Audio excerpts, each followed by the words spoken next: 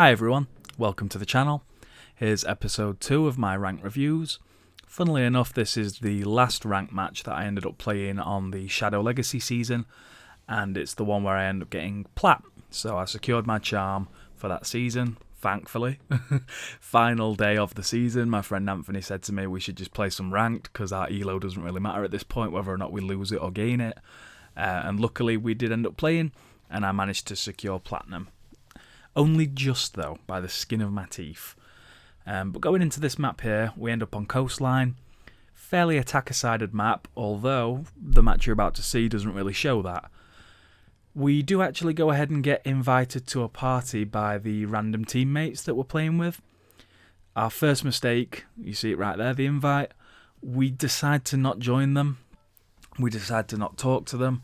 Me, my friend Anthony and my friend David just sit in our own party, talk amongst ourselves. That in itself is a big mistake. If you're really wanting to succeed, you should get in a party or at least get in game chat with those random players that you're queuing with and talk to them. You'll see the best results from it. And coming up here, you'll watch us actually stumble in the first few rounds here because we're not communicating with those random players and things don't go our way because of it. Just checking out the scoreboard and going into the operator picks, I was unsure as to whether or not to pick Ace, who's pretty much my main at this point. I really enjoy playing him. Or Iana, who, as I've said in my previous video, is a bit of a comfort pick. If I'm not feeling comfortable entering the building, use Iana, and you can just drone things out for yourself before actually committing to going in there.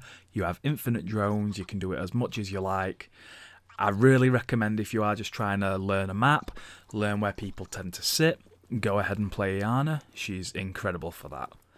So, fast forwarding into things here, let's have a look how this first round goes for us. I decide to just go and sit on the roof for a little bit. It tends to be what I do. Within the first minute, maybe 2 minutes, I'll just sit up here, see if I can get any easy picks, easy kills. I decide to blow up that castle barricade just so that I can actually Iana my way into that room, see what's in there. And this is a great little grenade spot. Granted, I shouldn't have thrown it in there not knowing there was someone there. I should have probably droned it out a little bit, or I had a teammate drone it out. But, you know, 7 times out of 10, you're going to get a kill from that grenade spot. I highly recommend using those vents on the on this map, on the roof. Use them to your advantage. You'll thank me for it. It's, you know, common knowledge at this point for most players, but my friend Anthony had no idea you could throw grenades down there. Do it. It's brilliant. Going on in, I'm just checking out the room, seeing what the plan is, and that's where the communication comes in. We had no idea that the random was planting, even David, who turned out to be right next to the random player. So, in the event of things, we just lose the round because me and Anthony are on the opposite side. Caveira comes behind Anthony, takes him out. I'm in no position to defend that diffuser, and neither is Glaz sitting out on the ruins. We just throw that round, basically, because we're not communicating and we weren't really paying attention. So, going into the next round, we understand they're not going to be in hookah balcony. I expected them to be in kitchen, in all fairness, which is why I picked Nomad. You can stop runouts. That's the short and simple of it. However, they actually picked penthouse. So I go on up here, opening up the penthouse, droning it out, wasting my drone, deciding to, you know, air jab the door there, get into a little bit of a gunfight with someone, at which point I think it's probably best for me to rotate around and go on to the VIP and Hall of Fame balcony. So I air jab it just in case anyone gets cheeky and decides to run out on me. And from here, again, communication is a big issue because the Glaz on our team, who has the diffuser, he doesn't really want to push in, and he leaves it really late before he starts pushing in. And it leaves us in a position where we don't have time to attack. You'll see me go in here, I'll try and pick things up as best as I can. That's a big mistake right there. I just assumed that my teammates shot that default cam. Never ever just assume that your teammates are going to do it. Always check, and if it's still there, shoot it yourself. Don't just assume it's there, because if they hadn't have spotted me on that, that was free intel. They could have just sat there watching me on that camera all round long. I'd have had no idea. Diffuser goes down. I decide to get a little bit aggressive. Lucky shots onto the Wamai, if I'm quite honest, and I'm lucky the Kapkan doesn't manage to kill me, and I think Jaeger runs around the corner. That's an issue I have in my gameplay there when I'm playing Nomad specifically with this gun. I had like 14 bullets left in the mag, but I still decided to switch to my pistol. There was absolutely no need to.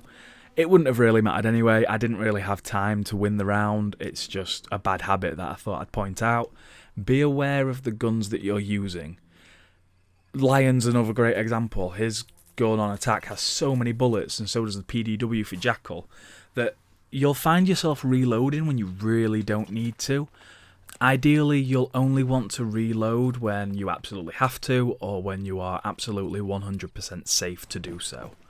Make every bullet you can count. Going on into round 3 here, they finally pick kitchen, so my Nomad pick makes sense. And you can see I'm just punching this castle barricade. My friend Anthony asked me why I was punching it instead of letting him breaching charge it, and I actually have breaching charges myself, but I decided to hit it anyway.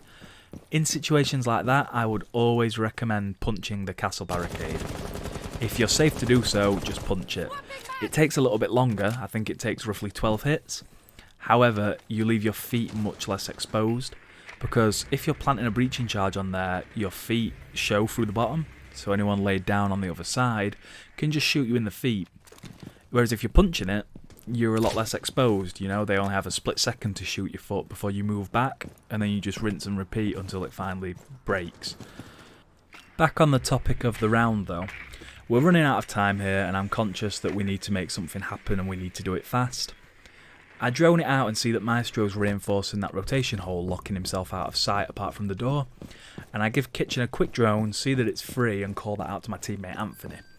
So I say to him, if we're going to do something, we need to do it now while Kitchen's free. So he hops in, kills the player that contests it, starts planting. I pick up the Maestro, quite luckily, my aim was a little off there. But Anthony gets the diffuser down and hops straight back out the window, while I sit just behind the bomb chassis, so that anyone coming behind me can't really see me until they get really close. I'm just sitting here. I believe Jaeger does actually jump out and get Anthony. But that tells me where Jaeger is. That tells me he's coming from Sunrise, and I hear Castle coming behind me. Get the easy kill there on Castle, and then just wait for Jaeger coming from Sunrise. Get an easy kill right there. And at the end of the day, we won that round just because of communication, droning, and trust. I droned out the site. I made a few quick assumptions. I made a quick plan, communicated that to Anthony, and he trusted me enough for us to go and make that play. You know, don't be worried to just go out on a limb. Yeah, we all make bad calls. It happens. It's gonna happen. Don't worry about it too much. At the end of the day, as long as you just trust your teammates and act on the information they give you, you'll enjoy the game a lot more, and you'll see that you're winning a lot more. Use your drones as much as you can and try and tip the balance of every single gunfight in your favour. I knew where that Maestro was going to be coming from because I droned it, and eventually I just, you know, the pieces stacked and the dominoes fell in such a way that I just knew where everyone was coming from, whether I was just listening to Castle's footsteps or Jaeger jumping out of the mudroom window and me just knowing that he's going to come from there. Just use little things like that and build upon them.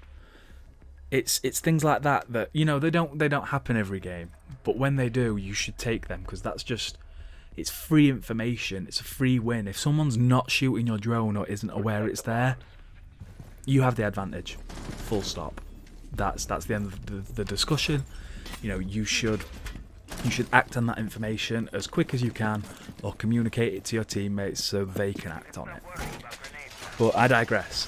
Going on into our first defensive round, we've got the momentum on our side now. We've won a round, and on defence we're a lot more confident anyway, because the attackers have to come to you. You set up and you make each engagement how you want it, basically. You're the one that can make the rotations, you're the one that can reinforce things. And while drones can throw that off, at the end of the day, defenders should, as long as they're working in an efficient manner, they should still have the advantage. Get those drones shot as soon as you can, but As long as you're setting up right on the defence, you should be alright. Here you'll see my friend Anthony telling David about a little evil eye spot. As you can see here, the evil eye is placed just above the hatch, and the hatch has been destroyed. That means that the evil eye is basically just going to stay there longer because it's harder to destroy. It means that, you know, Sledge can't run in and hit that, and you can't just get up in the evil eye's face. To destroy it, you need to actually use grenades, or an ash round, or a Zephyr impact round. Basically any ranged explosive. There's no chance of you getting up close and personal with it because you'll just fall straight through the hatch. So that is a really good tip, and it was really good of Anthony to teach David that one. That moves me on to another point. Always be looking at what your teammates and what your friends are doing, and always be willing to learn from them. You know, don't just sit up on a high horse or anything like that. Like, I've been playing this game since beta, and by no means am I an incredible player. I still learn things from new players. Anthony's fairly new at the game, and I still learn things from him. Just because he watches different YouTube videos and follows different people, and he sees the game differently. So always be willing to learn from your teammates. No matter who they are, you can always learn something. There's always something new. You can't possibly know everything. Especially with a game as detailed and complex as Siege, you can't know everything. There's always something that you can pick up. More on the topic of the round though, I get a little bit lucky here. My gun skill was completely off and I was inaccurate, but managed to win the gunfight, win the round. Unfortunate for the enemy team, I think one of their players disconnected. He did join back though, as far as I know. But either way, you know, it's like I said in my last video, it just lowers everyone's morale and it's not what you want to see. Fair enough, he does get back in, continue playing, but still it must have sucked for them to start losing momentum and then one of their guys drops out. But anyway, moving on into the next round here. So there's a few things that I want to pick up and talk about in this round. First of all though, I'm just going to mention picking Wumai again. He's my comfort pick or my main, whichever one you want to call it. I'm just comfortable with him. I like his gun. It's got the 1.5 times scope. Granted, he is losing his shield in the Neon Dawn update. However, he's getting impact grenades, which I'm actually quite excited about because it means I can start to practice and start to learn how to impact trick. It's never really been something that I've put much effort or thought into, but I've always kind of had my eye on it, seeing it in Pro League and in professional play. It looks like a really good strat, and if I can start implementing that in my game, maybe we'll start winning more defensive rounds rather than me just sitting behind a shield and peeking it really quickly, hoping for a headshot. So I'm quite excited about that change actually, and it'll make Pro League much more enjoyable to watch. So it's a win-win as far as I'm concerned. But I decided to put my bulletproof shield down right there while I've got it, so that David can use that as cover, just to hold service door. And I just start reinforcing the site. Now, in this round here, you'll see something in a moment which was absolutely unnecessary. But we're just focusing on getting things set up here, and my friend Anthony, who plans on just sitting in Sunrise Bar and playing for time, he asks for the Wumai discs, so I throw some of the magnets around just to protect him from any grenades coming in through the mudroom, and I just run right back over here. And it's a good job I put those magnets down when I did, because in a moment I die stupidly. Why did I peek that? I mean, obviously I know why I peeked it. I thought I'd check if the door was open. Unfortunately it was open and Ace was sat right there just waiting for someone to peek it. He was aiming down sights, I peeked it, not aiming down sights simply. So I was never going to win that gunfight. If I was going to peek that, I should have peeked it better, I should have aimed down sights, I should have been quicker, I shouldn't have stalled. There's a lot of things I could have done there to maybe win the gunfight, but definitely save my life. But either way, it moves me on to a good talking point here. Now, for a lot of players, this is going to be common knowledge. However, I feel like you can't stress this enough in Siege. When you die, please don't just pick up your phone and start scrolling through Twitter, Instagram or TikTok or whatever you're into. Please go on cameras or drones and start pinging, start communicating, start relaying what you're seeing to your teammates. Right there you see me, I'm just live pinging that Montaigne, because as far as I know they've not got anyone that can really deal with that evil eye and destroy it, so I'm safe to just live ping. Red ping that Monty, stress him out a little bit, make him act up and maybe go for a play that he shouldn't go for. And I switch over to the other cams just to check Sunrise Bar, because I've noticed that Anthony has died and he's called out that someone's around there. Yeah, sure enough, they're droning it out. So again, I'm pinging that drone just so that if David gets a second, he can shoot it. And I'm just letting the team know that it's there, talking them through it, while David's sat holding down the main lobby. Montaigne does actually push David, and I think he gets a little bit flustered. But you just see me flicking through cams. I'm checking them all. Just seeing what I can see and what I can let people know about. And like I say, you can't stress that enough. Information is power in Siege. The more you know, the more likely you are to win. Right here. There it goes. Teammate manages to pick up Sledge after David dies to Zofia, pushing Monty. And at this point, I just jump in and watch Jaeger, because, you know, there's no point staying on cams during a 1v1 against Monty. Like, you know where Monty is, and your player's fighting him. May as well watch the action. And shout out to the random teammate here who manages to actually beat the Monty. Quite scrappily, but he gets the job done. We win the round, we're keeping that momentum going. Moving on into the next round here. It's actually a little bit of a boring round. We go for Penthouse. I just decide to pick Wamai again. And for the most part, it's a fairly standard lineup that you'll see in gold. I mean, Frost, I actually do rate Frost now that she has the 1.5 times. Now that she has the shotgun so that she can make, you know, peek holes, rotation holes, things like that. I think Frost's really good. It's just her gadget lets her down a little bit. You never really see people getting stuck in it or dying to one. Unless they make a massive mistake. And we've all been there. We've all droned it out, jumped through the window and missed the frost mat and just felt stupid. We've all been there. It happens to all of us. But we set up here. I noticed she's put her shield watching 90. So I put my shield down so that I can sit there, or she can sit there, watching the other side of 90, and it'll provide cover. So no matter which way you're looking, you've got cover on the other side. I noticed that it's a little bit too far back, so I just edge it forward ever so slightly so that you can sit behind it and not have to worry about getting shot through the VIP window. So from here on out, fast forwarding the round because I see literally no one. I think one bullet whizzes past my head, but other than that, I don't see a single body. So I guess I'll just reiterate how much you should use your drones and cameras. Information is free in this game, and it is the most powerful tool you can have.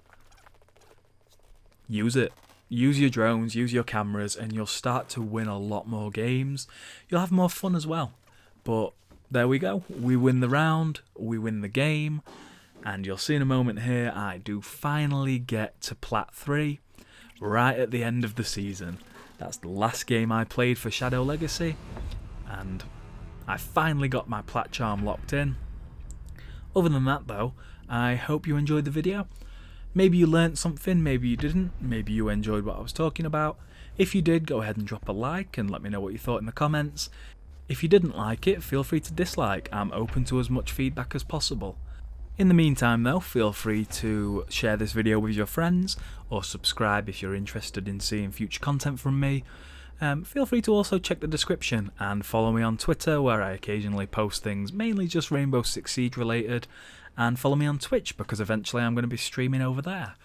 But once again, thank you very much for watching. I hope you enjoyed, and I hope you enjoy the rest of your day.